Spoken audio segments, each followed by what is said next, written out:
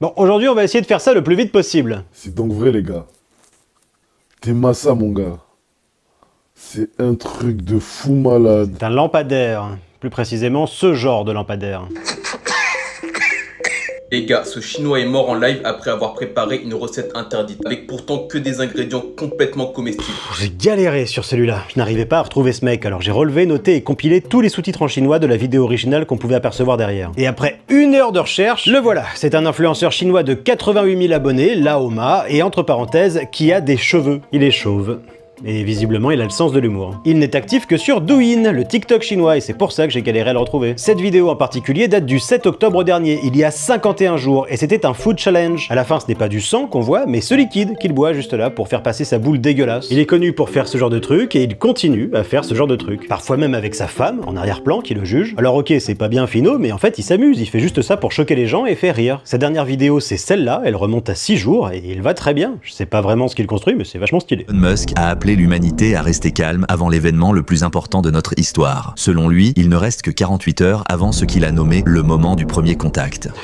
La vidéo a été postée hier, donc le plus simple, ce serait d'attendre demain pour constater que ce n'était que des conneries. C'est à ce moment-là que l'objet 3I Atlas, un voyageur interstellaire venu d'un autre système, atteindra l'orbite terrestre. J'ai déjà débunké ça il y a exactement 99 jours, épisode 465. Ça y est, nous y sommes. Plus que 24 heures avant l'arrivée sur Terre de 3i Atlas. Ah non, toujours pas du coup.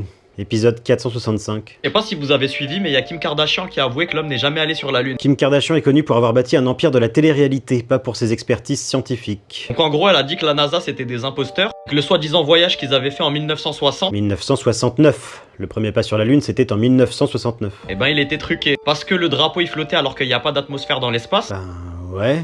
Le drapeau flotte et ne retombe pas justement parce qu'il n'y a pas d'atmosphère. Tenez, ces photos ont été prises à des moments différents, le 20 juillet 1969, sur la Lune. Et pourtant, le drapeau ne bouge pas, ses plis sont identiques, et c'est normal, car il n'y a pas de vent dans l'espace. Derrière, il n'y avait pas d'étoiles. Les caméras et appareils photo étaient réglés pour filmer les astronautes et la surface de la Lune, qui sont très éclairés par le soleil. Du coup, l'exposition était trop faible pour capturer les étoiles, qui n'ont pas assez de luminosité, et elles disparaissent sur l'image. Les traces de pas qu'avait laissé Louis Armstrong, ben, ils ont rien à voir avec les chaussures qu'il avait portées ce jour-là. Parce qu'il portait des surchaussures.